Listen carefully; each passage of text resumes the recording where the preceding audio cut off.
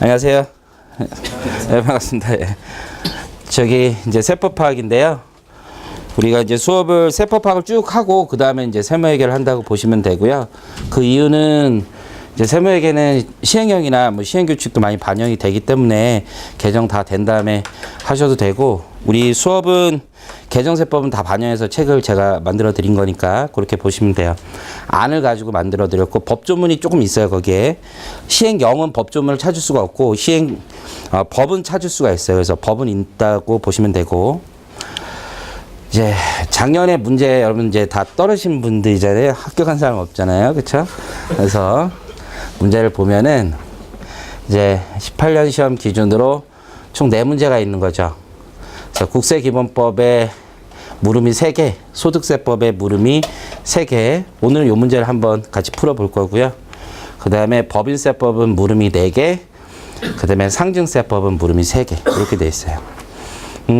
올해 시험은 세무회계도 그렇고 세법학도 그렇고 전통적으로 뭐 목차 이런 거 다 필요 없어요. 그냥 다 줬어요. 다 그대로 시키는 대로 해라 뭐 이런 거죠. 근데 여러분들이 시킨 대로 안 해서 문제인데, 이제 시키는 대로 해라 라고 보시면 돼요. 총 13개 물음이 있고 평균 점수는 40점 정도인 것 같아요. 그리고 꽈락률이 42% 정도예요. 시험 보고 이제 세법학 2부를 잘 못 봤다라고 생각했는데 점수 받아보니까 1부가 더 안 좋죠. 그쵸? 그쵸? 그 이유는 뭐 잘 모르겠어요. 저도. 2부는 부가세가 물음이 4개, 그리고 개별소비세가 물음이 3개, 지방세가 2개, 조세특례제한법이 3개. 이 중에서 여러분이 나름 목차를 잡아서 써야 되는 문제는 지방세 하나밖에 없어요. 나머지는 다 줬어요. 다. 그리고 부가세 물음 1번 정도만 좀 잡아서 쓰는 문제였고, 꽈락률은 좀 낮죠. 그렇죠? 대충 써도 그냥 준 거예요. 불쌍해서. 그래서 그렇게 생각하시면 되고요. 그래서 수업 순서는 이렇게 할 거예요. 소득세를 가장 먼저 할 거고요. 그 다음에 법인세, 상증세, 그 다음에 국세기본법. 이 국세기본법 문제를 여러분이 좀 잘 해결하셔야지 다른 것도 잘 할 수 있다라고 생각을 하셔야 돼요. 그래서 올해 이제 지방세 같은 경우에도 보면 국세기본법에 있는 내용이 좀 나온 거고, 개별소비세도 다 그래요. 이제 그런 뜻으로 이해하시면 되고요.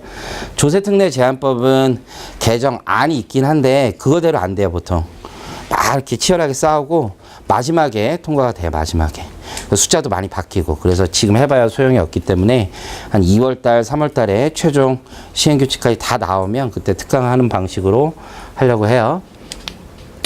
그래서 이번에 수업에는 개정세법 안을 반영하고, 여러분들이 법전 있잖아요. 법전. 그래서 법전도 제가 조금 같이 공부할 수 있도록 했어요. 그리고 이제 여러분 암기를 뭘 해야 되는지 그런 것도 제가 좀 정리를 했어요. 그래서 기본적인 판례 아주 중요한 문구 이런 건 좀 암기를 하셔야 돼요. 똑같이는 못해도 비슷하게라도 좀 암기를 하셔야 되고, 그런 부분을 정리를 했고, 제가 예전에 이제 수업할 때는 PPT 자료를 다 나눠드렸었잖아요. 올해부터는 안 그래요. 올해부터는 그냥 책이라도 열심히 보라고. 여러 개 주면 어차피 여러분 소용없어요. 책만 열심히 보세요. 책만 열심히 보시면 된다. 그래서 책에 있는 순서하고 비슷하고, 대신에 수업 시간에 핸드폰 쓰시는 거 전혀 문제가 없어요. 왜냐면 우리가 법전을 좀 같이 볼 건데, 제가 여기다가 다 표시는 해드리는데 자기가 보고 싶다 그러면 국세법령정보센터 있잖아요. 같이 들어가서 보셔도 되고, 책에는 제가 어느 부분을 하는지를 말씀을 드릴 테니까 거기에 조문을 옆에다 적어 놓으세요. 그런 다음에 나중에 자기가 조그만 페이지에다가 카피 페이스트해서 여기다 붙여 놓는다던가 아니면 확인한다던가 그렇게 하시면 될 것 같아요. 자, 그러면 우선 18년 기출문제 요거 하나 볼게요. 이 문제가 여러분들 올해 시험 문제에서 가장 어려운 문제라고 보시면 돼요. 그래서 1, 2부 통틀어서 가장 어려운 문제고, 이제 가장 이제 삽을 많이 푼 거라고 보시면 돼요. 같이 한번 볼게요.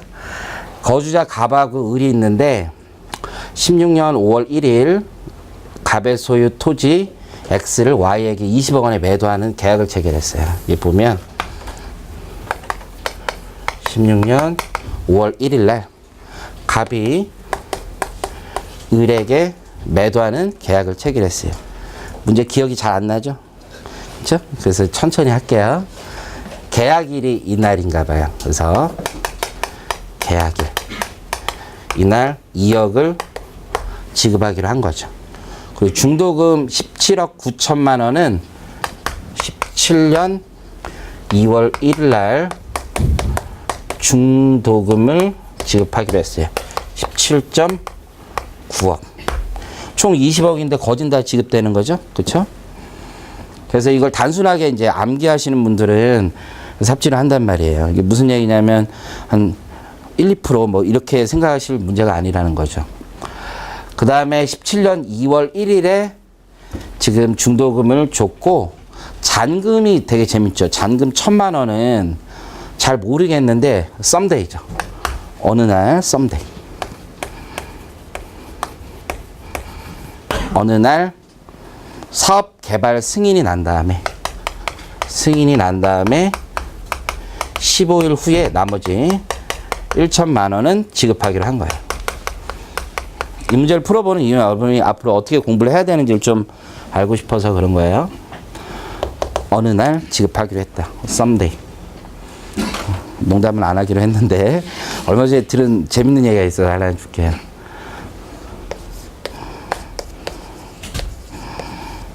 이 하신 분이랑 만났었는데, 요 카페 있죠, 카페. 썸이라는 단어가 생각이 나서. 이게 이런 뜻이래요. 한 명이 와도 좋은 장소, 두 명이 와도 좋은 장소, somebody 그 이상이 와도 좋은 장소. 완전 아재 코드죠. 그래서 이게 아닌 것 같은데 어쨌든 그래요. 어느 날인지 모른다 이거죠. 모른다. 그런데 이제 갑은 계약과 체결 동시에 을에게 사용 승낙서를 작성해 줬고, 16년 6월 1일 날 16년 6월 1일 날 사용 수익을 게시했어요.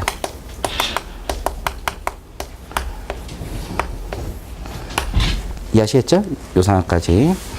그래서 문제는 3개의 물음을 가지고 있어요. 기타 소득과 양도 소득에 대한 얘기로. 자, 첫 번째 물음을 보니까 이렇게 돼 있죠. 위사에서 갑과 을은 엑스토지에 대한 매매 계약 체결 당시 계약금을 지급한 다음에, 이 2억을 지급한 다음에 갑이 해약할 경우 계약금의 배액을 을에게 상환하고, 을이 해약하면 갑에게 지급한 계약금을 포기하는 것으로 약정했다. 일반적인 부동산 매매 형식이죠.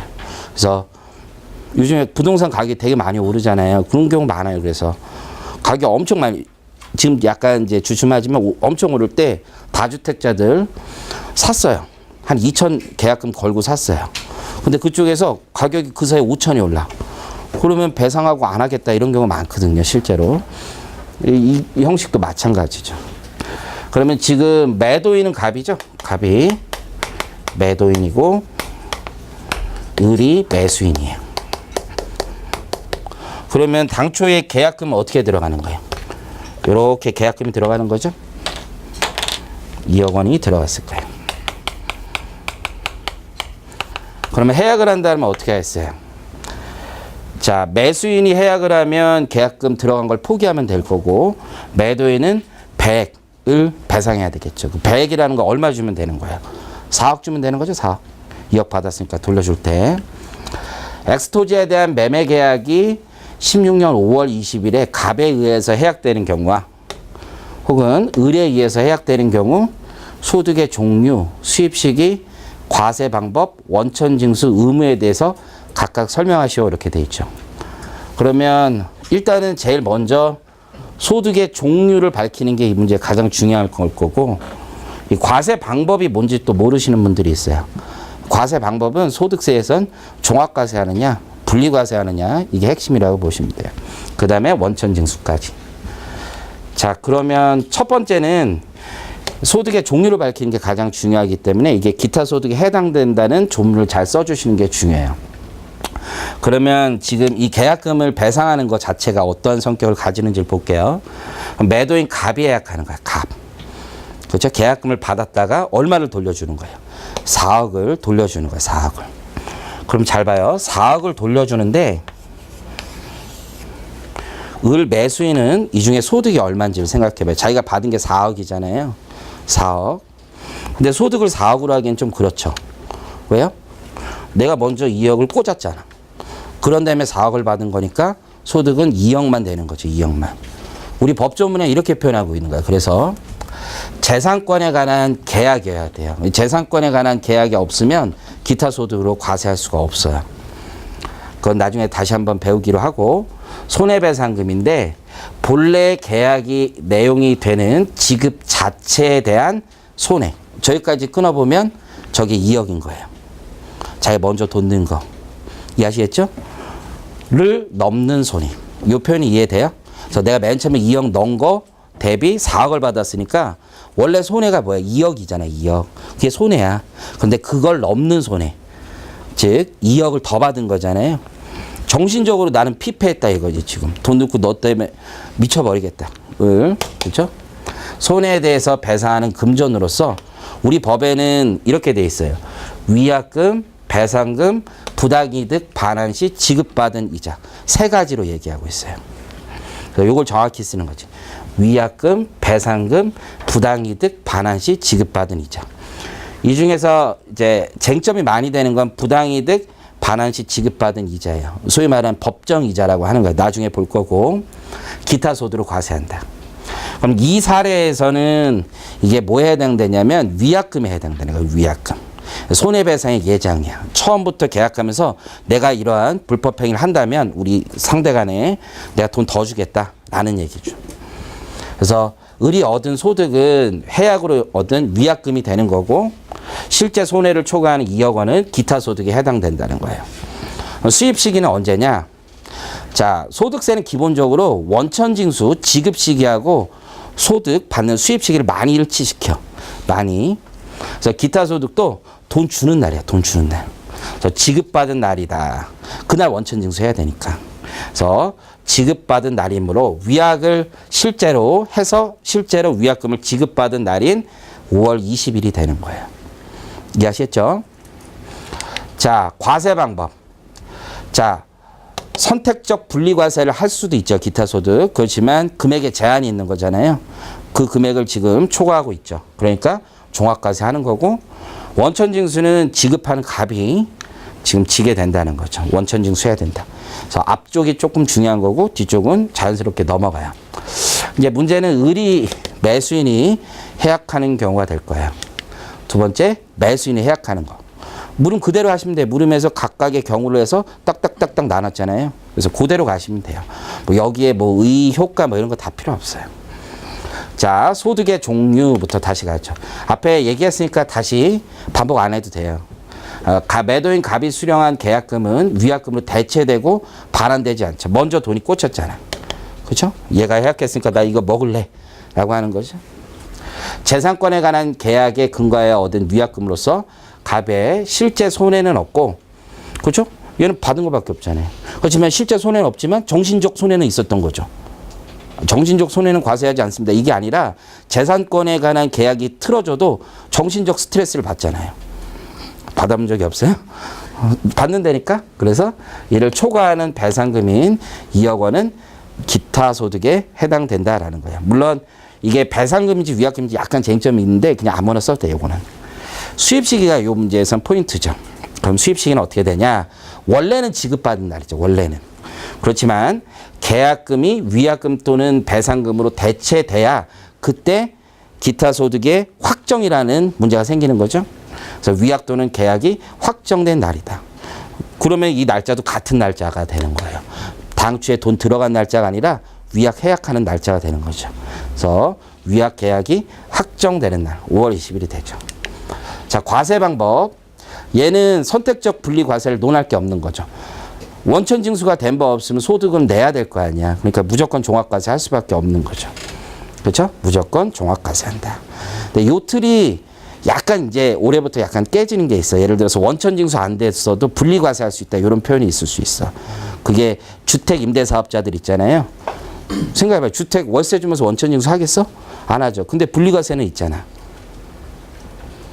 그런 얘기 들어봤잖아. 그렇죠? 분리과세 있잖아. 그러면 소득세 산출세 계산하는 방식이 좀 다른 것 뿐이야. 그래서 종합 합산하지 않고 따로 신고는 하되 종합소득에 포함하지 않고 신고하라. 이런 뜻으로 이해하시면 돼요. 원천징수 의무. 그래서 대체되는 경우에는 소득을 사실 갑이 지급했죠. 그죠? 소득의 지급자. 원천징수 의무를 부담하지 않는. 아, 요거는 을이 지급했겠네. 그래서 원천징수 의무는 지급하지 않습니다. 부담하지 않아요. 자, 이 채점평을 보시면 이런 얘기가 있어요. 부동산 양도에 대한 양도시기 취소했다는 세금 문제에 대한 사례 문제이다. 이건 전체를 얘기하는 거. 물음 1, 2, 3이 이렇다라고 하고 물음 1번부터 보죠. 세법 공부량에 비례하여 답안을 작성되었다. 이분도 오타가 있어. 근데 답안이 작성되었다 이래. 내가 그냥 오타 안 해도 그냥 쓴 거야. 그냥 서로의 오해가 없이. 진짜 출제자도 완벽한 건 아니니까. 공부량에 비례해서. 자, 명상의 시간을 갖습니다. 자기가 어느 정도로 썼는지 잘 생각해 보시면 돼요. 요 정도 써야 돼. 근데 즉 공부량이 많은 경우 쉽게 접근하여 점수를 취득하였으나 공부량이 적은 경우에 답안의 접근조차 못하는 경우가 많았다라고 되어 있죠. 그래서 아마 요 정도 양을 써야 되는데 여러분들은 대충 기억나는 거 하나죠. 위약금, 계약금, 대체. 막 그리고 이 두 개 다 쓰는 게 아니라 뭉뚱그려 쓴다던가. 그렇죠? 그러면 채점하기가 되게 어렵단 말이에요. 분명히 자기는 물음에서 어떻게 했어요? 각각의 경우를 나눠서 지금 각각의 답안을 요구했는데 그에 맞지 않겠으니까 양이 부족한 거죠. 양이. 그래서 양을 늘리는 방법은 물음대로만 쓰시면 충분히 양이 늘어진다라고 보시면 돼요. 자, 물음 2를 가볼게요. 이게 제일 어려운 문제죠. 이 문제는 사실 판례를 그대로 해서 만든 문제이기도 하죠. 그래서 이 문제 여러분들이 저하고 같이 공부하신 분들이 많은데 우리 책 하나 교재 잠깐 볼까요? 교재. 다 공부하셨어요. 동차반 때도 공부하고 그랬는데 여러분들이 기억이 안 날 뿐이죠. 그래서 뭐 다 이해합니다. 교재 양도소득 쪽으로 가서요. 양도시기 취득 시기를 한번 보죠.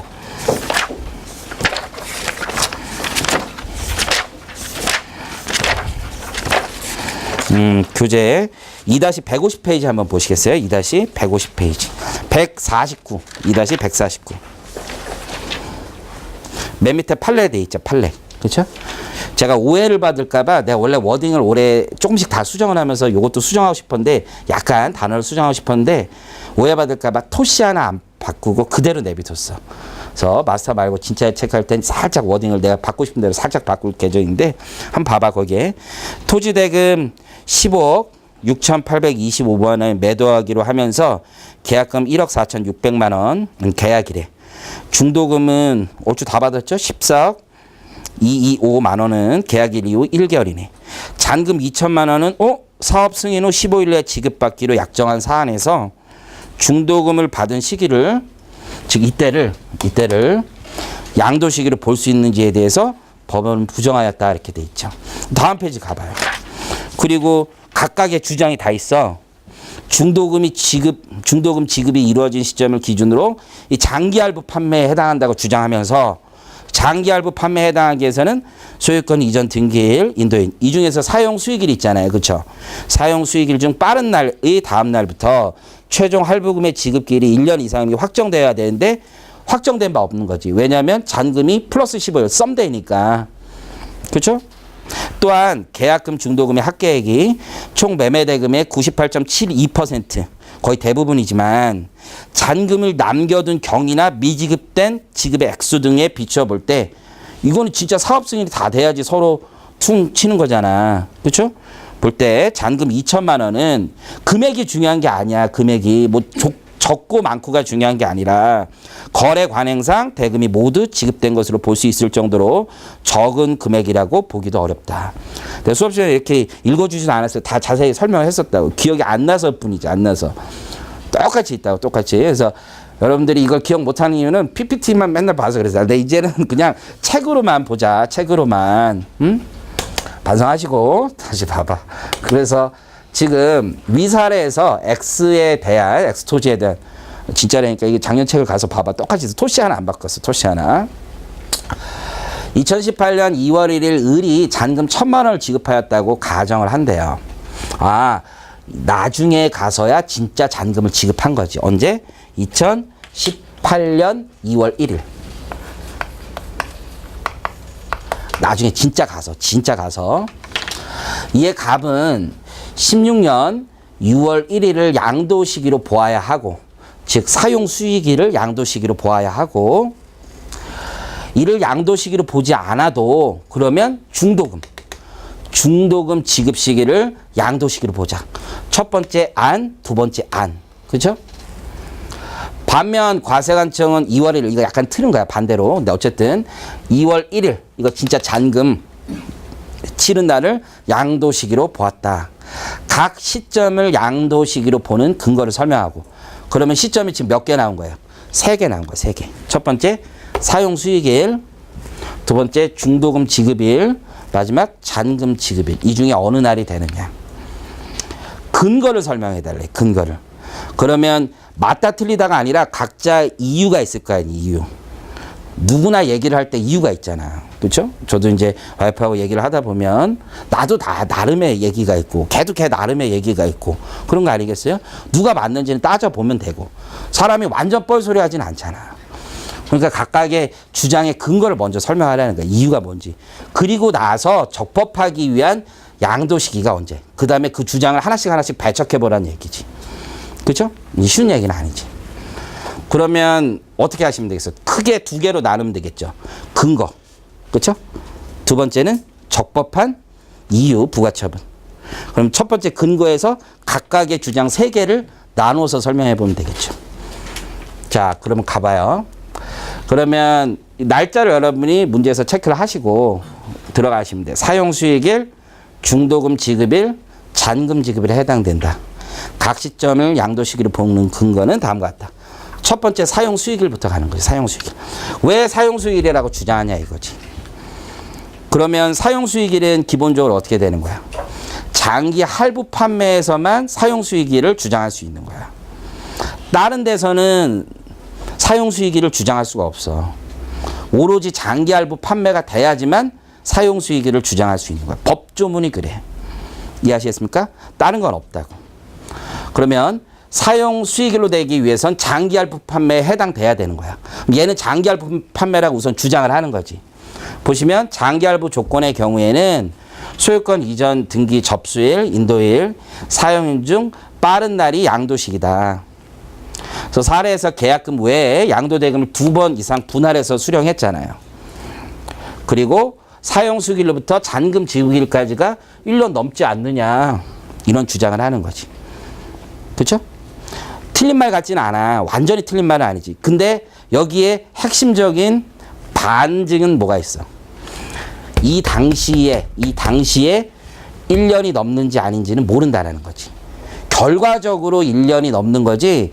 얘가 뭐 했을 때는 사용 수익하는 그 당시에는 1년이 될지 안 될지 확정이 안 돼 있다고. 그렇기 때문에 장기 할부 판매에 해당되지 않는다라는 게 최종 판단이 되는 거야. 하지만 주장은 그렇게 할 수 있는 거지.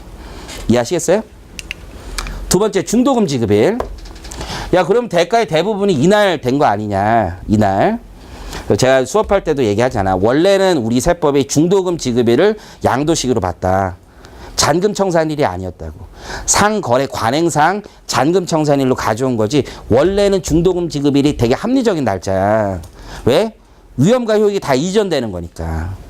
그렇지 않아요? 그럼에도 불구하고 상관행상 잔금 지급일로 가는 거라고 지금.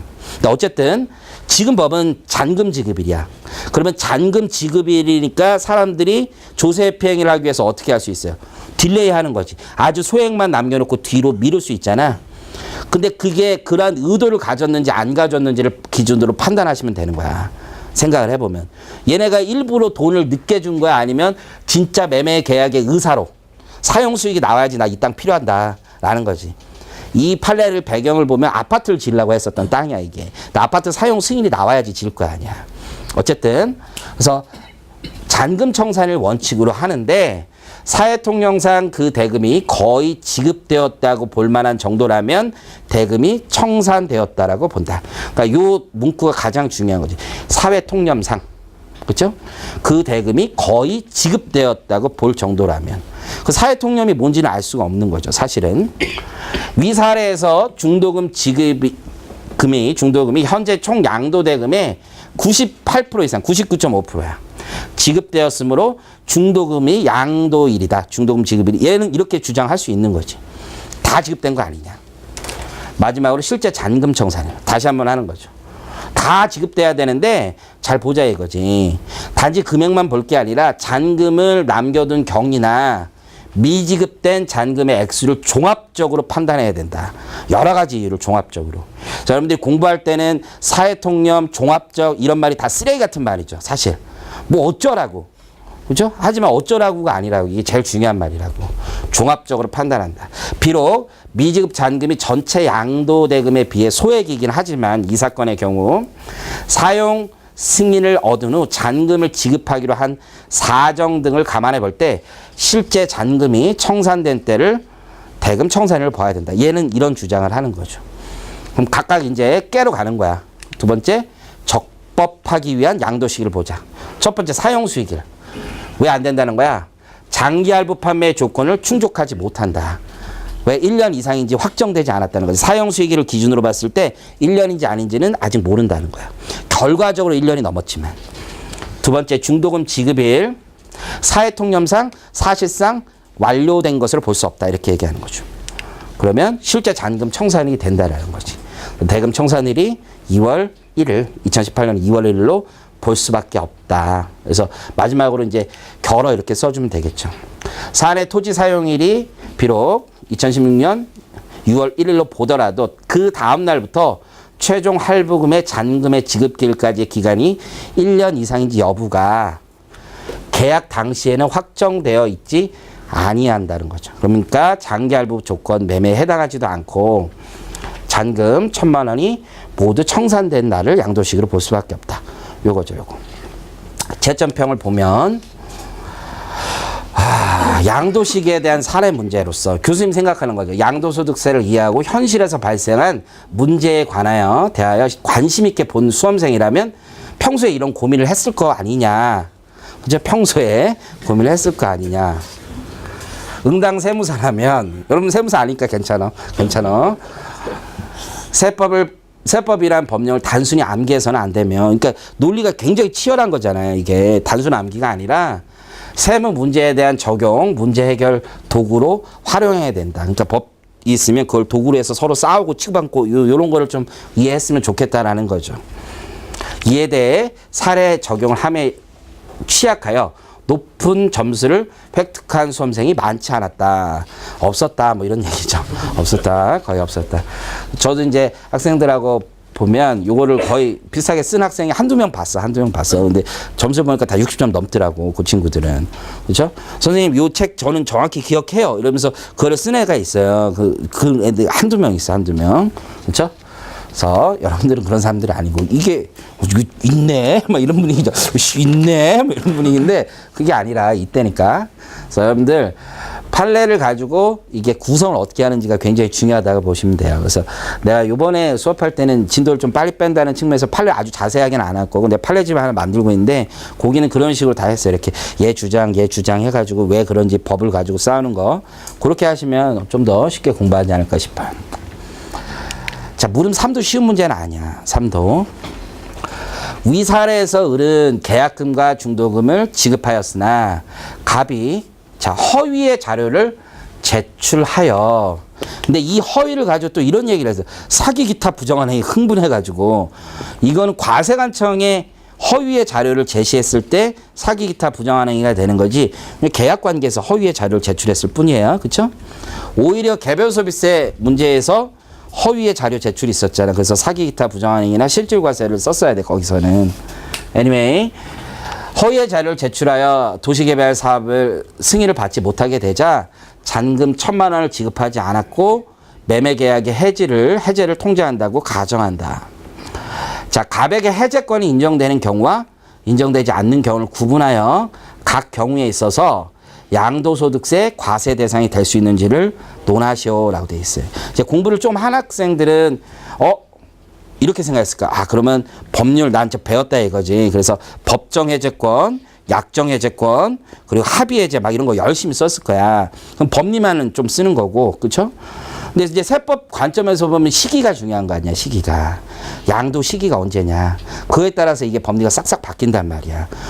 그래서 이 문제도 상당히 어려운 문제야. 매우 어려운 문제야. 자, 여러분들 우리 책 한번 잠깐 볼게요. 앞에도 또 있는 것 같은데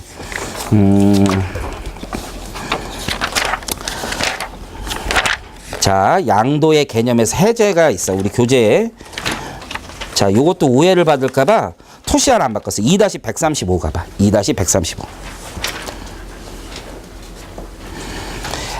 제목 앞에 뚱땡이 제목이 있으니까 134를 보니까 계약의 해제 나와 있죠. 계약의 해제. 양도에. 그 다음 페이지 가보니까 시기별로 나눠져 있잖아. 잔금 청산 전에 해제한 경우와 납세의무 성립 전에 해제한 경우, 양도세 신고 확정 전에 해제한 경우 각각의 효과가 다 나와 있잖아. 그쵸? 요거대로 생각을 좀 하시면 되는 거야. 기본적으로. 그러면 해제권이 인정돼. 만약에, 그쵸? 해제권이 인정된다는 건 법정 해제권을 얘기하는 거겠지. 얘가 채무 불이행했으니까. 그쵸? 해제권이 인정이 안 돼. 그러면 해제권이 인정이 안 되면 여러분들은 무슨 생각을 해? 합의해제 뭐 이런 거 생각한다고. 근데 합의해제는 문제가 아니야. 이건 통지만 했잖아. 통지만. 합의해제는 뭐야? 둘이 약속해서 해제하는 거죠. 이건 약속해서 해제한 게 아니라 내가 안 할래 이런 거야. 안 할래. 지금 이해하시겠어요? 안 할래 하고 둘이 손 붙잡고 우리 같이 안 하자 이거는 다른 거지. 같이 손 붙잡고 안 할래 라고 하는 건 뭐예요? 이건 서로의 의사가 통한 거 아니야. 근데 혼자서 안 할래. 그건 서로의 의사가 통한 게 아니라 서로 욕이 통하는 지금 관계, 이거 죽이자 살리자 이런 관계잖아. 그쵸? 자, 그래서 이 문제가 되게 어려운 거야. 자, 가보면 첫 번째 해제권이 인정된다. 그럼 해제권이 인정된다라는 건 결국은 국세기본법에서 나오는 후발적 경정에 대한 얘기를 하는 거란 말이야. 그러려면 앞에 물음 이하고 같이 연결이 되는 거야. 이걸 만약에 어느 시기를 중도금 지급 시기를 양도 시기로 봤을 때만 해제권 인정 여부가 문제가 되는 거지. 아니 양도가 돼야지 그 다음 해제권을 얘기하는 거라고. 양도가 안 되면 아무 얘기 필요 없고. 그래서 보시면 허위의 자료를 제출함으로써 사업 승인을 얻지 못한 것을 내가 만약에 채무 불이행으로 봐서 법정 해제권을 인정하면 후발적 경종 청구 사유가 있고 그럼 양도세 과세 대상이 되지 못한다라는 거지. 근데 해제권이 인정되지 않으면 어떻게 되느냐? 잔금 청산일을 양도 시기로 봐. 그럼 잔금 지급 안 하고 중간에 끊어버린 거 아니야. 그렇죠? 그거는 해제권 인정 여부하고 관계없이 그냥 무조건 납세의무가 성립하지 않는 거라고. 이해하셨어요? 잔금 주기 전에 끝냈으면 서로 아무 말 할 거 없는 거야 이건. 그래서 내가 만약에 잔금 청산일을 양도 시기로 본다라면 양도 시기가 도래하기 전, 즉 납세의무 성립 전에 계약이 해제 또는 취소된 때에는 그 해제 종류에 관계없이 양도소득세 납세의무가 발생할 여지가 없다 이거야. 이해하시겠어요? 취소된 때, 해제된 때. 그래서 어떠한 경우도 양도소득세 과세 대상이 아니라는 거야. 자, 2-135 가서 한번 봐봐. 잔금 청산 전 원칙적으로 대금을 청산한 날이 양도 시기다. 따라서 양도 시기가 도래하기 전에, 즉 대금이 지급되기 전에 계약이 해제된 때는 해제 종류 이런 거 아무 상관할 거 없이 그냥 양도소득세 납세의무가 발생할 여지가 없다 이렇게 돼 있어. 이해하시겠죠? 취소의 법리라고. 취소의 법리. 채점평 한번 보면 계약 해제권 인정 여부에 따른 양도소득세 납세의무의 존재를 논하는 문제다. 뉘앙스가 느껴져요? 해제권과 납세 의무의 연관관계를 묻는 것이다. 그래서 법률적 지식과 세법 논리를 적용하여 답안을 작성하였다면 점수 획득이 가능하나 일반적으로 법률적 지식만 있는가 하면 계속 뭐 약정해제, 법정해제 이것만 쓴 거지. 공부 좀 한 분들. 그럴까 하면 세법 논리로만 치우친 경향도 있었다. 둘을 잘 섞어가지고 연결이 됐으면 좋겠다라는 거야. 채점평 맨 앞에 가서 한번 봐봐요. 요즘에 쓰는 거.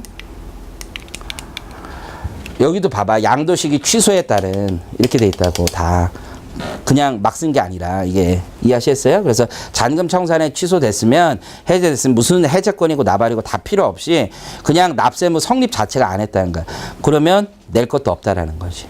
그래서 물음 2하고 3이 이렇게 연결되어 있는 문제예요. 그래서 이 문제가 올해 시험에서는 가장 어려웠다라고 보입니다. 여러분들이 제대로 답을 쓰기가 만만치 않았다라고 생각이 들어요. 공부를 하실 때 좀 꼼꼼히 하시고 책을 읽을 때 어떻게 읽어야 되겠어요? Use your brain, please. 그래서 머리를 좀 쓰면서 생각을 하면서 이게 왜 그런지 그렇게 읽으시면 사례 적용도 할 수 있는데 그냥 자꾸 이렇게 워딩 위주로 한 단어 위주로 막 요약하듯이 뭐 막자 따고 막 이렇게 하는 건 전혀 도움이 되지 않아요. 전혀. 이 문제를 보세요. 여러분들이 알고 있는 외웠던 뭐 법령 이런 게 하나라도 있는지 다 줘, 다 주는데 전혀 못 쓰는 거지. 전혀. 멘붕 그 자체죠. 시험장에서 이걸 어찌 해야 우리까 뭐 이런 거잖아. 그러니까 계속 읽으시라고. 계속 읽고 생각하시고 혼자 써보고 요게 가장 여러분이 논리적으로 탄탄해지는 길이 아닌가 싶어요. 물론 다른 문제는 조금 쉬운 문제들도 있어요. 근데 여러분들이 집에 가서 한번 보세요. 다시 한번. 집에 가서 보시면 알게 될 거야. 그 물음 자체에서 어디에 뭐 하나하나 외워서 쓰는 게 있는지. 국세기본법 문제도 법적 성질, 판례 이런 것들 물어본다고요. 그렇잖아요. 그래서 그런 것들을 생각하시면 된다. 자, 이제 우리 소득세 갈 건데요. 이제 본격적으로 조문이 어떻게 생겼는지 구경 한번 해보는 거예요. 조문이 편하게 보시면 돼요. 소득세법에 여러분이 배우는 세법 중에서 조문이 제일 많아. 제일. 부가가치세가 제일 짧고 책이 없어. 그냥 보면 돼. 여기 그냥 구경해. 그래서 1장이 총칙이야. 총칙. 법전을 보면 국세법령정보센터 가서 봐봐. 그러면 1조 2조 이렇게 막 시작하는 게 아니야. 총칙 법에서도 이렇게 돼 있어. 법에서도 조차 2장 1절 관 이렇게 돼 있어. 그럼 총칙이 있을 거고 거주자의 종합소득 및 퇴직소득에 대한 납세음 이렇게 돼 있어. 그래서 내가 책을 썼는데 종합소득하고 퇴직소득을 같이 넣으니까 또 욕하는 애들이 있어. 아, 종합소득과 퇴직소득 구분 못한다고. 네가 구분 못하는 거야. 같이 있어, 같이. 같이 있다고. 그냥 별것도 아니야. 분류과세 그거 아무것도 아니야. 응? 같이 있어. 그래서 비과세가 뭔지 여기에 다 있어. 12조에 가보면 여러분이 배우는 비과세 조문이 싹 다 거기 다 있어. 그리고 과세표준과 세액 계산을 어떻게 하는지, 소득금액 계산을 어떻게 하는지, 총수익금액, 그리고 필요경비, 귀속연도 취득가액, 그렇죠? 손익귀속시기와 자산부채 평가, 소득금액 계산 특례가 있죠. 이게 여러분들이 이제 좀 중요하게 보는 거지. 뭐 부당행위 계산, 부인, 공동사업 이런 쪽이 있는 거야. 다 계산한 다음에 다시 특례를 적용하는 거고 이제 공제를 배우는 거죠. 각각의 공제를 배우고 우리 근로소득공제, 연금소득공제, 퇴직소득공제가 있잖아. 다른 쪽은 필요경비가 있고 그러니까 앞쪽은 필요경비를 얘기했고 뒤쪽엔 소득공제를 얘기하는 거고 그 다음에 이제 세액 계산 어떻게 하느냐. 그래서 소득세 세율이 있는 거지. 그리고 세액 공제가 있고 세액 계산 특례, 소득세법에만 있는 아주 재밌는 거지. 부동산 매매를 한다, 금융소득이 있다, 주택 임대소득이 있다. 그럼 세액 계산을 별도로 한다고. 단지 과세표준의 세율을 곱하는 것으로 끝내는 게 아니라 비교과세 한다던가 여러 가지 조문을 가지고 있는 거죠. 그 다음에 이제 중간연합, 예정신고, 납부 이렇게 돼 있죠. 그래서 소득세 중간연합은 어떻게 하는지, 토지 등 매매 차익에 대한 예정신고라는 제도가 있지. 부동산 매매업자 이런 사람들 납부 어떻게 하는지. 절이 그만큼 중요해요. 과세표준 확정신고와 납부는 어떻게 하는지. 그 다음에 사업장 현황신고. 사업장 현황신고라고 1차 때 공부하는 거 있잖아. 그래서 면세사업자 같으면 매출에 대해서 미리 신고해 두잖아. 그런 것들. 결정, 경정, 징수와 환급. 굉장히 중요한 거지. 소득세에서 특히 추계과세 어떻게 할 건지. 세무서에서 소득을 어떻게 잡을 것인지. 공동사업장에 관한 특례. 이건 별조문 아니야. 그냥 가산세나 뿌린다는 거야. 앞쪽에 있는 게 더 중요했었던 거야. 그 다음에 이제 3장에 가면 뭐가 있어요? 양도소득세가 있다고. 종합소득세에도 한 장, 양도소득세도 한 장이야. 양도소득세가 그만큼 어렵고 중요한 내용이라는 거지. 그래서 양도의 정의가 뭔지 먼저 배우고, 비과세 감면, 과세표준 계산, 소득금액도 계산하고, 기본공제 세액 계산, 그 다음에 양도소득세 과세표준 예정신고와 납부까지 쭉 있는 거지. 어마어마하게 많죠. 10절에 가보면 국외자산 양도에 대한 양도소득세도 별도로 있는 거지. 연역적으로 보면 우리나라에선 과거 해외 국외자산에 대한 양도에 대해서 세금을 부과하지 않았었어. 그러다가 2000년대 초반부터 국외자산 양도에 대해서 세금을 부과하기 시작한 거예요. 그러면서 나오게 된 거고 거기에 한 걸음 더 나가서 거주자가 출국해서 비거주자가 되면 납세 의무자의 지위가 변경되기 때문에 미실현 소득에 대해서도 과세하겠다는 출국세도 나오게 된 거지. 그 다음에 이제 4장으로 가니까 누구에 대한 납세 의무를 배우는 거야. 국내 원천 소득에 대해서 납세 의무를 지고 있는 비거주자의 납세 의무에 대해서 배우는 거죠. 그래서 비거주자에 대한 종합과세, 분리과세 이런 것들이 어떻게 진행되는지. 5장으로 가서 원천징수에 대해서 배우는 거죠. 그래서 원천징수에서 법률관계라든가 이런 부분들도 여러분들이 배우는 거고. 그래서 원천 징수 의무자가 누군지, 징수와 납부는 어떻게 하는지, 그리고 각각의 소득별로 원천 징수에 대한 특례들을 쭉 배운다고 보시면 돼요. 이하 생략. 그래서 이렇게 소득세가 구성되어 있다. 자, 그러면 교재 첫 페이지 한번 펴보시고요. 자, 총설 나와 있죠. 총설. 그래서 우리가 배워야 되는 게 거의 컨텐츠 소득의 개념, 납세 의무자, 과세 단위, 과세 기간, 납세지 이렇게 돼 있어요. 앞에 이렇게 5가지가 나와 있죠. 이 중에서 우리 시험 범위에 가장 중요한 건 이 2가지라고 보시면 돼요. 2가지. 소득의 개념과 납세 의무자. 그래서 납세지, 과세 기간, 과세 단위는 2차 시험에 잘 나오지 않아요. 그래서 납세지 같은 경우는 내가 작년 수업만 해도 다 설명했지만 안 해. 납세지 안 나와. 그래서 요거 대신 요거 하는 걸 좀 더 열심히 한번 해보자 이거죠. 자, 소득의 개념하면 여러분들 교재 2페이지 한번 가보세요. 제일 먼저 쟁점이 되는 게 뭐예요? 소득의 원천설, 소득 원천설, 그리고 순자산 증가설이잖아요. 그럼 우리 법조문을 통해서 한번 재밌게 한번 관찰해보자 이거야. 자, 소득세법 1조는 이렇게 써져 있어. 그냥 편하게 보면 돼요. 이 법은 개인의 소득에 대해서 소득의 성격과 납세자의 부담 능력에 따라 적정하게 과세함으로써 조세 부담의 형평을 도모하고 재정 수입의 원활한 조달에 이바지함을 목적으로 한다. 가장 중요한 건 소득의 성격에 대해서 우리가 앞으로 구비하겠다라는 거예요. 소득세법 법전이 전면 개정된 지가 너무 오래됐어. 그래서 요즘 스타일을 바꾸면 이렇게 하진 않을 거예요. 과세 의무, 납세 의무자가 어쩌고 저쩌고 이렇게 시작할 텐데 옛날 거라 그래요. 근데 이제 3조를 가봐. 3조에 가보면 이런 얘기가 있어. 우리가 소득세법이 왜 소득 원천설에 따라서 과세하는지가 법조문에 나와 있어. 한번 볼까요? 거주자에게는 이 법에서 규정하는 모든 소득에 대해 과세한다. 이게 소득 원천설 얘기하는 거야. 뭐라고 표현하고 있어? 이 법, 소득세법에서 규정되고 있는 소득에 대해서만 과세한다고 돼 있지. 비록 모든이라는 표현을 하고 있지만 소득세법에서 규정하는 소득만 과세하겠다는 거야. 소득세법에서 규정하지 않는 소득은 우리 과세하지 않겠다는 뜻이야. 물론 이제 뒤에 단서 조항은 이따 보면 되는 거고요. 비거주자는 어떻게 했어? 비거주자에 대해서는 국내 원천소득에 대해서만 과세하겠다. 그것도 국내 원천소득을 어떻게 하고 있어? 소득세법 119조에 딱 못 박아둘 테니까 거기에 못 박혀 있는 국내 원천소득만 과세하겠다라는 거죠. 그럼 거주자의 과세 범위가 좀 더 넓고 비거주자의 과세 범위 좀 더 좁은 거를 알 수 있는 거죠. 자, 여기 법인세법이야. 법인세는 순자산 증가설이라고 얘기하잖아. 법인세 왜 순자산 증가설인지는 조문을 여러 개를 연결해 보면 알 수 있어. 한번 볼까요? 법인세는 다음 각호소득에 대해서 부과한다라고 돼 있죠. 그러면서 하는 얘기가 각사함도 소득에 대해서 부과할 거래. 이해하시겠죠? 그리고 토지 등 양도 뭐 등등등이 나오지. 청산소득 등등등이 나오는 거예요. 일단 각사함도 소득을 우리 요 쟁점으로 하고 있으니까. 그러면 법조문을 가서 각사함도 소득을 가서 딱 보면 이렇게 돼 있어. 내국법인의 각사함도 소득은 그 사업연도에 속하는 입금의 총액에서 그 사업연도에 속하는 손금의 총액을 공제한 금액으로 한다. 여러분들 이제 공부할 때 우리 법인세는 여러분이 생각하는 것과 달리 법전은 총액법 방식으로 규정되어 있다라고 돼 있죠. 입금, 손금 이런 식으로 다 규정이 돼 있어. 조문이 그렇게 해서 다 돼 있는 거야.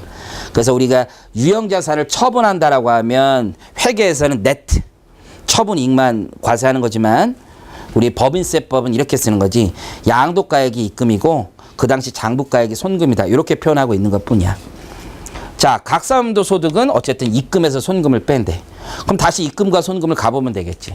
그래서 입금을 가보니까 이렇게 써져 있는 거야.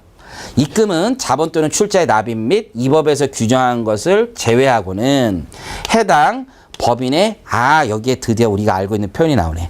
순자산을 증가시키는 거래로 인하여 발생하는 수익으로 한다. 그래서 법인세법은 순자산 증가설을 취하고 있음을 알 수 있어. 손금에 가서도 이렇게 돼 있어요.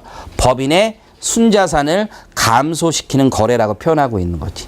그래서 우리 법이 지금 소득세법은 열거주의에 따라서 이 법 소득세법에서 규정된 소득만 과세하고 있고 법인세법은 순자산의 증감이 있는 것을 원칙적으로 과세하고 순자산 증감에서 우리 빼기로 하는 것들 납입, 출자의 납입이나 입금 불산입으로 규정하고 있는 것들 이런 것들 빼고 나머지 다 과세 대상으로 삼겠다라는 뜻으로 이해하시면 돼요.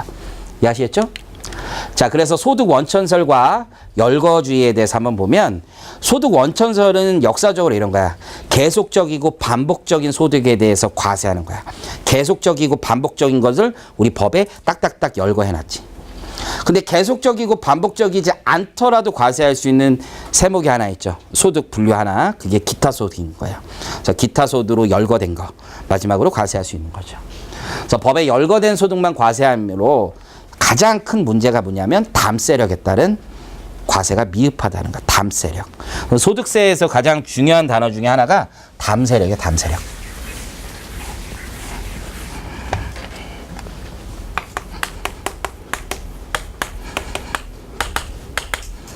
돈을 벌었으면 내야 되는데 열거가 안 돼 있다고 안 내는 거야. 그렇죠? 열거가 안 돼 있다고 안 내는 게 참으로 맞는 얘기냐라는 거지. 이해하시겠죠? 그럼 여기에 연결되는 게 사실은 미실현 소득도 마찬가지로 다 똑같은 얘기야. 자,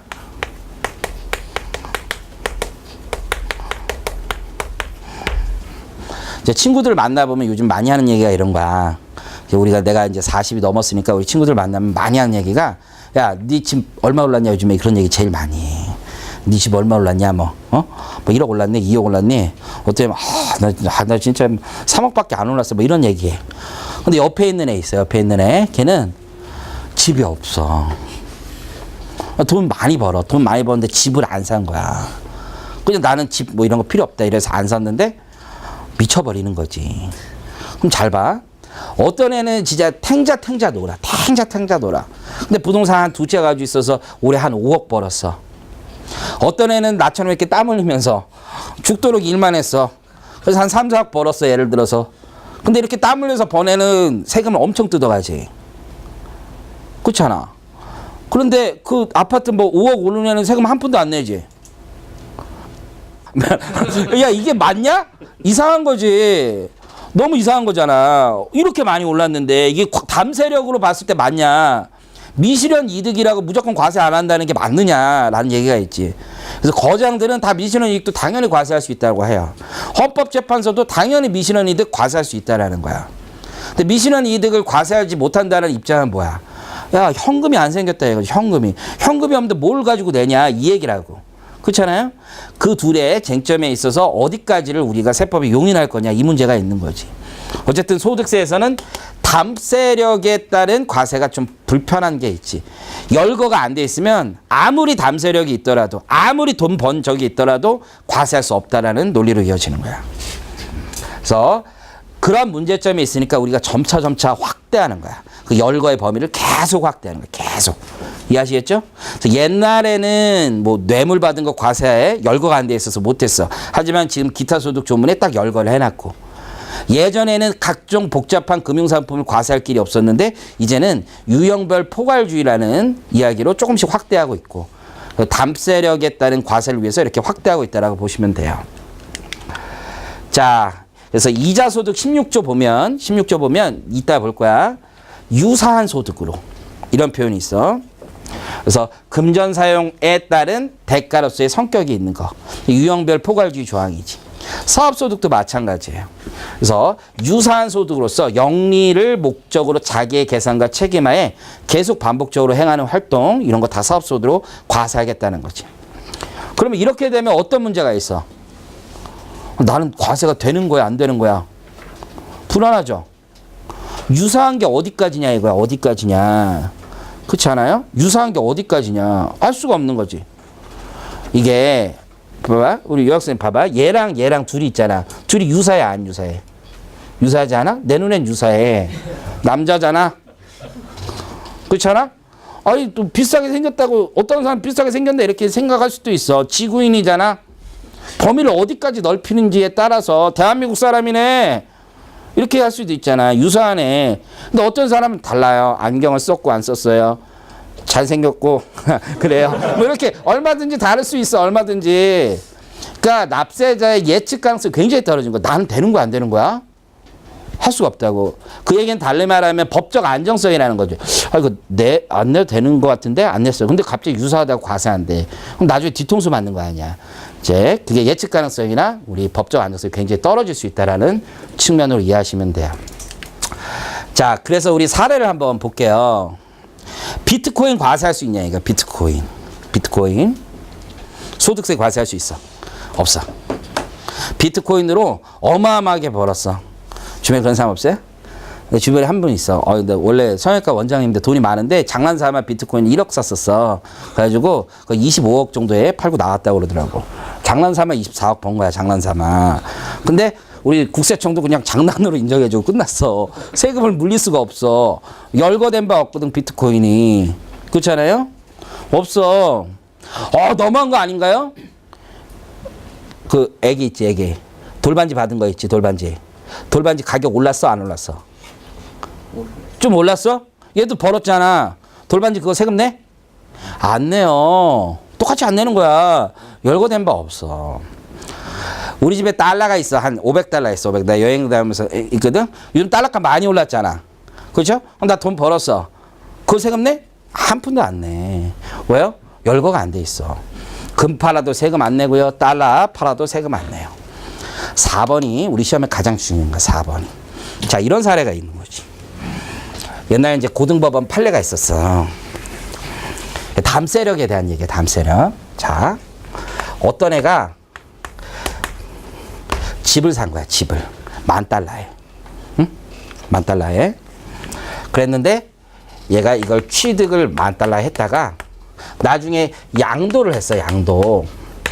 양도를 $9,000 했어. $9,000. 그러면 손해봤죠?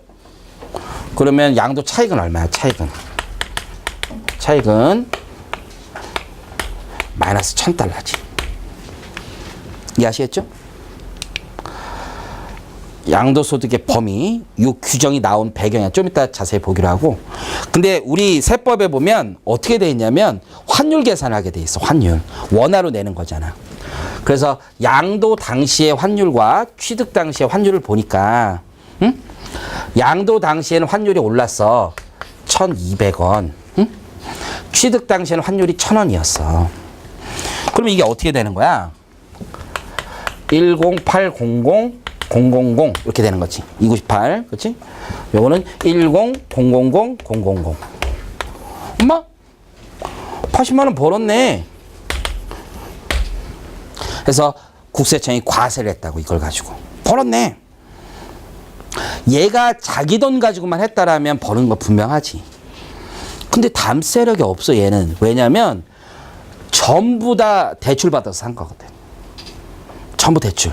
전액 대출. 그럼 이거 팔아도 생긴 돈도 전부 대출 받아야 될 거 아니야. 뭐로 대출 받는가? 달러로 대출 받는가? 달러로. 외화 차입금으로. 그러면 외화 차입금으로 대출 받아서 지금 팔아서 대출금 갖고 나면 $1,000 모자라잖아요. 오히려 돈 갖다 박은 거지. 지금 손해를 봤단 말이야. 즉 아무리 법전에 이렇게 되어 있을지라도 뭐가 없는 거야? 담세력이 없는 거지. 그러니까 될 이유가 없는 거잖아. 그래서 당시에 조문이 없었어도 어디서? 우리 고등법원에서 과세할 수 없다고 그랬어. 이거 봐라. 이거 담세력이 없는데 어떻게 내냐, 이건.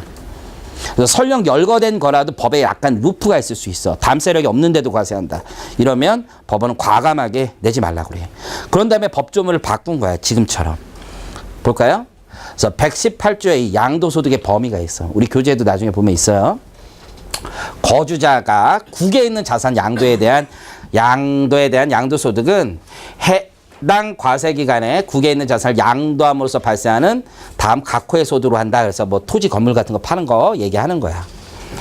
그런데 당시의 법조문을 보면 지금도 마찬가지로 그러면 이게 환산은 어떻게 하냐 문제가 있을 거냐. 환산은 시행령에 가보면 있어. 양도가액 및 필요경비를 수령하거나 지출한 날 현재 기준환율 또는 재정환율에 의한다. 즉 원칙적으로는 환차익을 어디에다 묻어서 계산하겠다는 거야. 양도차익이나 양도차손에 묻어서 계산하겠다는 거야. 원칙적으로는. 환차익이 발생하면. 얘가 대출을 받지 않았으면 지금 양도는 실제 실무자산에서는 손실이 났지만 환차익으로 다 번 거 아니야. 원래 환차익은 과세하는 거야. 하지만 대출 받았으면 과세하면 안 되겠죠. 그래서 다시 앞으로 와서 국외에서 외화를 차입하여 취득한 자산을 양도하여 발생하는 소득으로서 환율 변동으로 인하여 외화 차액금으로부터 발생하는 환차액을 포함하고 있는 경우에는 그 환차액은 양도소득 범위에서 제거하라는 거죠. 법조문이 딱 있는 거야, 이렇게. 이해하시겠어요? 그래서 요게 지금 결국 열거되어 있을지라도 다음 세력이 없으면 과세하기 어렵다라는 사례로 가장 좋지 않나 싶어요. 이해하시겠죠? 자, 이제 순자산 증가설 포괄주의 다시 한번 정리를 해보면, 자, 우리 재정학에서 배우는 건 뭐 여러분들 알 테고, 소득이라는 건 결국 두 가지로 남는 거지. 순자산이 증가하거나 소비하는 거지. 내가 1억을 벌었어. 그러면 8천 소비하고 2천은 저축하고 투자하는 거 아니야. 그렇죠? 그게 컨셉인 거지. 부가가치세에서도 맨 처음에 배울 때 무슨 소득형 부가가치세 이런 거 배우잖아. 그때 하는 얘기가 단 게 아니라 이 소비에 대한 부가가치세는 소득에서 순자산 증가, 순투자를 뺀 거, 그걸로 계산하겠다. 이게 소득형 부가가치세거든. 이 컨셉에서 나온다는 거지.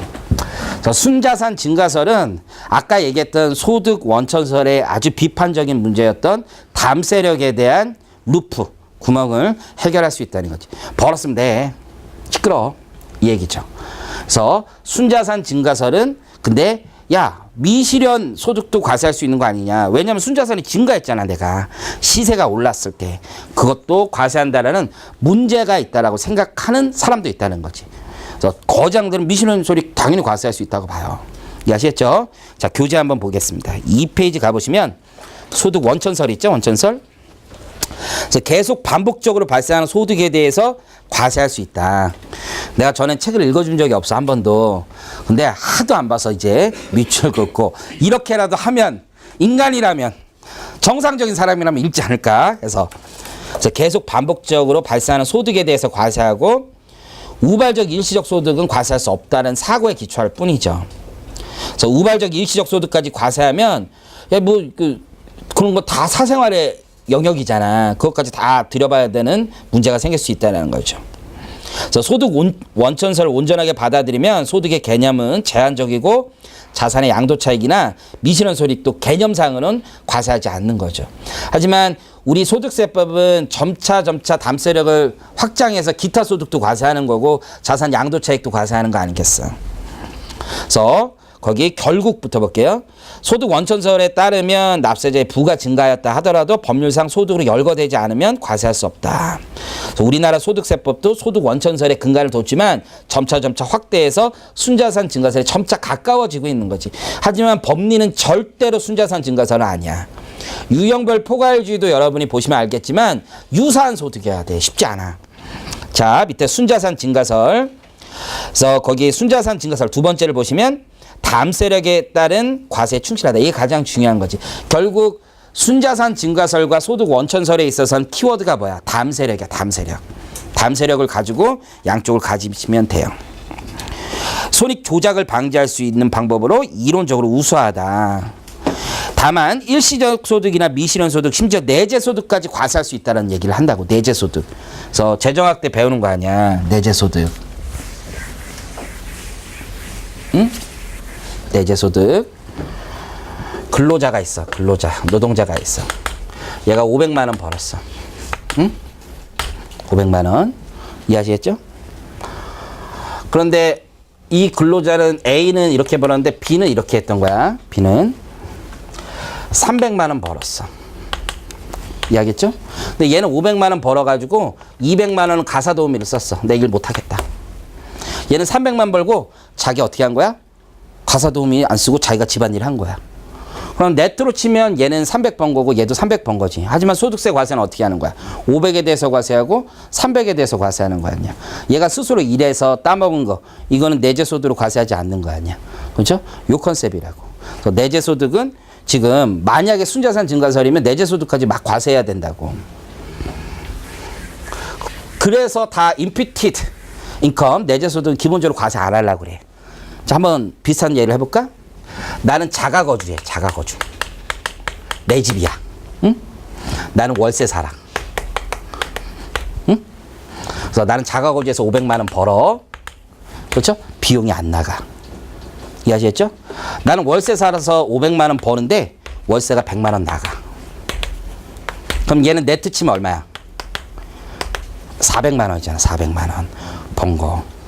근데 자가 거주하는 애는 네트 칠 필요가 없잖아. 그러니까 실제 세후 소득을 생각해 보면 실제 뭐 세금 다 빼고 뭐 이런 거 다 집어치고 생각하면 얘는 500만 원 버는 애고 얘는 400만 원 버는 애 아니야. 이해하시겠죠? 그럼 내재 소득에 대한 문제가 있다고 이게. 이해하시겠지? 그래서 우리 자가 거주하는 애에 비해서 월세 사는 애들이 불리한 입장에 있다고. 과세 형평상. 그렇잖아. 그래서 월세세액공제라는 게 두 가지 측면인 거야. 내재 소득에 대한 과세 문제가 있고 취지 물어봤잖아요. 여러분 쓰지도 않았겠지만 내재 소득이야. 내재 소득. 첫 번째. 두 번째는 모기지론 있잖아. 그렇죠? 그리고 주택담보, 이자, 그리고 임차 자금에 대한 원리금 상환. 걔는 해주면서 월세는 안 해주면 또 과세 형평이 안 맞잖아. 그것 때문에 해주는 거야. 서민 주거 안정 그런 거는 의미가 없어. 그래서 어쨌든 다 그거 썼을 거 아니야. 서민 주거 안정. 서민 나의 주거 안정 이렇게 쓰지 차라리. 자, 내재 소득까지 과세하는 문제가 있다. 자, 보시면 되고요. 다음 페이지 넘겨셔서 제일 중요한 건 미실현 소득과 위법 소득이야. 그래서 순자산 증가설에 따르면 미실현 소득도 순자산의 증가가 있기 때문에 과세하는 게 맞아요. 이해하시겠죠? 그렇지만 우리 현실에서는 대부분의 미실현 소득은 과세를 유예하고 있는 거죠. 그 가장 큰 이유는 권리 의무 확정주의죠. 권리 의무 확정주의. 그래서 권리 의무 확정주의에 따라서 우리는 미실현 소득을 지금 과세하지 않고 있어. 그럼 뒤쪽에 가서 좀 더 자세하게 얘기를 해볼게요. 자, 거기 헌법재판소도 한번 볼게. 미실현 소득 다 과세할 수 있다는 입장이야. 헌법재판소도 못할 게 없다라는 거야. 그냥 입법자의 재량일 뿐이라는 거야. 근데 입법자들은 정치인이잖아. 정치인들은 사람들이 분노하는 걸 싫어한단 말이야. 그래서 종합부동산세 올리면 사람들이 분노하잖아. 분노. 요즘에 안 올리니까 더 분노하죠. 옛날엔 올렸다고 분노했는데 이번에는 안 올렸다고 분노했다고. 무슨 얘기인지 잘 몰라? 어쨌든 다 입법자의 재량이라는 거예요. 자, 위법소득. 자, 권리의무 확정주의 나중에 자세히 배울 거고요. 위법소득 보죠. 자, 위법소득은 긍정설하고 부정설이 대립하고 있죠. 그럼 뒤에서 배울 게 될 거야. 긍정설은 뭐야? 위법소득을 과세해야 된다는 입장은 뭐야? 야, 위법소득을 과세하지 않으면 오히려 위법소득을 번 자를 세법이 우대하는 결과가 생기는 거지. 그렇죠? 과세하지 말자. 부정설의 입장은 뭐야? 야, 그거 과세하는 건 국가가 그 위법을 인정하는 꼴이 아니냐 이런 얘기를 하는 거지. 하지만 뭐가 더 마음에 와닿아? 네가 생각했을 때. 우대한다는 게 더 마음에 와닿는 거 아니야? 형평이 중요한 거 아니야? 형평. 그래서 위법소득도 원칙적으로 과세할 수 있죠. 그럼 다시 돌아와서 아무리 위법소득이라도 무조건 과세할 수 있느냐? 꼭 그렇지는 않죠. 법인이라면 다 과세할 수 있어. 순자산이 증가했다라면. 하지만 개인이라면 역시 위법소득이라도 열거된 소득이 하나여 과세할 수 있는 거죠. 그 대표적인 열거된 소득이 기타소득 조항에서 뇌물, 배임수재 이런 거죠. 뇌물은 그냥 공무원이 받은 거야. 공무원, 준공무원. 조합장도 준공무원이거든. 그런 게 뇌물이야, 뇌물. 배임수재는 그냥 개인기업 다니다, 사기업 다니다가 내가 뇌물 비슷하게 받은 거야. 공무원이 받으면 뇌물, 개인이 받으면, 사기업 다니는 애들이 받으면 배임수재 이렇게 돼. 어쨌든 다 과세할 수 있는 거죠. 가장 큰 쟁점이 되는 건 나중에 자세히 배우게 될 텐데 횡령이죠, 횡령. 자, 횡령은 기타소득 조문에 없어. 전혀 존재하지 않습니다. 그럼에도 불구하고 과세하는 이유는 우리 소득처분 조항이 있다고. 소득처분 조항. 그래서 법인세법 67조에 가보면 소득처분 조항이 있어. 소득세법에 가보면 인정상여로 처분된 거는 과세할 수 있다고 돼 있어. 그래서 횡령은 인정상여로 처분됐을 때는 과세할 수 있는 거지. 그 논리가 나중에 뭐 손해배상 채권이 있는지 없는지에 따라 달라지는데 그것도 그쪽 가서 공부하면 될 거예요. 자, 이제 소득의 개념까지 배웠고 우리 미실현 소득 넘어가고 위법도 다 배웠으니까 이제 납세 의무자로 갈 거예요. 납세 의무자.